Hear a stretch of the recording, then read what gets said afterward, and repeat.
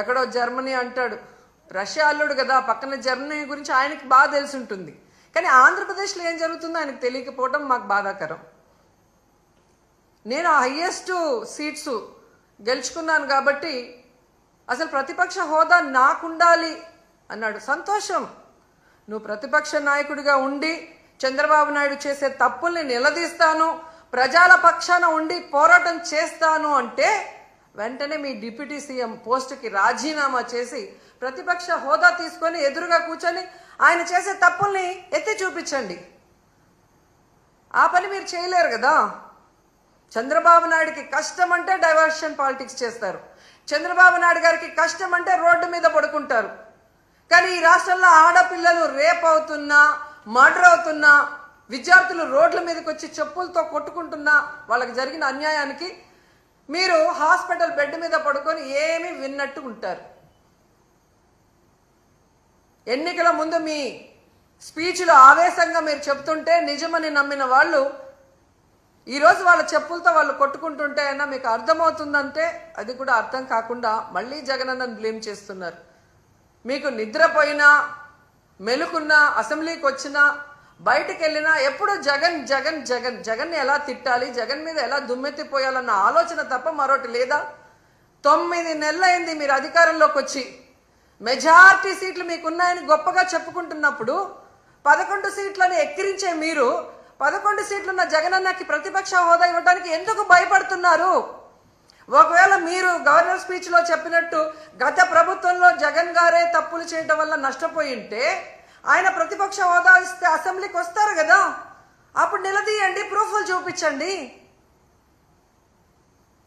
అంటే మీ పచ్చ మీడియాలో మీరు మాట్లాడే మాటలంతా కూడా అబద్ధాలు, కేవలం జగన్ని బ్యాడ్గా చూపించడానికి మీరు ప్రయత్నం చేశారు. అదే అసెంబ్లీలో అయితే ప్రూఫ్లతో కూడా చూపించాలి, అక్కడ జగన్ ఎంత మంచివాడు, ఈ రాష్ట్రాన్ని ఎంత అభివృద్ధి చేశాడు, ఈ రాష్ట్ర ప్రజలకు ఎంత వెల్ఫేర్ చేశాడు, ఎంత డెవలప్మెంట్ చేశాడో చెప్పాల్సి వస్తుంది. కాబట్టే ఈరోజు మీరు ఆయనకి ప్రతిపక్ష హోదా ఇవ్వటానికి నిరాకరిస్తూ మేకపోతు గాంభీర్యాన్ని ప్రదర్శిస్తున్నారు అనటంలో ఎటువంటి సందేహం లేదని కూడా ఈ సందర్భంగా తెలియజేసుకుంటున్నా. ఎందుకు ఇంత గంటాపదంగా నేను చెప్తున్నానంటే ప్రభుత్వం చేసే అవినీతిని ఎత్తి చూపించే పిఏసి, పబ్లిక్ అకౌంట్స్ కమిటీ, ఈ దేశంలో ఏ రాష్ట్రంలో అయినా ప్రతిపక్ష ఎమ్మెల్యేకే ఆ పోస్ట్ ఇస్తారు, పిఏసిని. అలాంటి పోస్ట్ కూడా ప్రతిపక్ష ఎమ్మెల్యేకి ఇవ్వకుండా దొంగదారిన మీ ఎమ్మెల్యేకి మీరు ఇచ్చుకున్నారు అంటే మీ అవినీతి ఎంత పెద్ద ఎత్తున జరగబోతోంది, జరిగింది.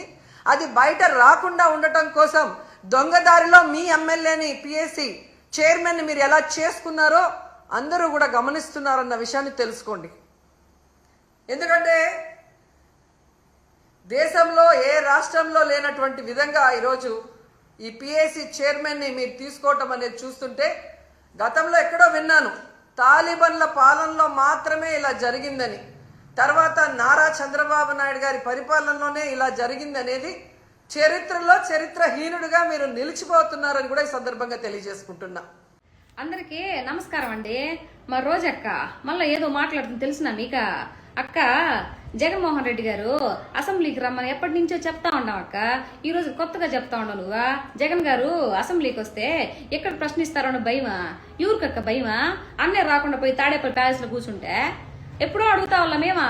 పవన్ కళ్యాణ్ గారు, చంద్రబాబు నాయుడు గారు అసెంబ్లీకి రమ్మననే, RRR కూడా అడిగిల్ల రమ్మనే, వస్తే కదా మీ జగన్ అన్న. దానికి మమ్మల్ని ఏం చేయమంటావా? సరేగానే నీకు ఈ విషయం తెలియకుండా ఉందా? ఎమ్మెల్యేగా మంత్రిగా చేసినావు కదా, ప్రతిపక్ష హోదా ఎన్ని సీట్లు ఇస్తాయో తెలియదు మనీక, తెలుసు కదా. తెలిసి కూడా ఎందుకక్క ఇట్లా అవుతావు నువ్వు మీడియా ముందుకు వచ్చి? వ్యాలిడ్ పాయింటే మాట్లాడవు. సరేలే, ఇప్పుడు ఒక జల్లకాయ పడేసరికి వచ్చినావు కదా నువ్వా. నాకు తెలుసు మా అక్క గురించి. మళ్ళీ ఏమన్నా అనుకుంటారానే, జగన్ అన్న ఏమన్నా అనుకుంటారాలే, మీకు తెలియదులే, అనుకుంటాడని వచ్చి మాట్లాడిందిలే, అంతే కదక్క. సరేలే, హ్యాపీగా బిర్యానీ తిని పంచుకో, సరేనా? బాయ్.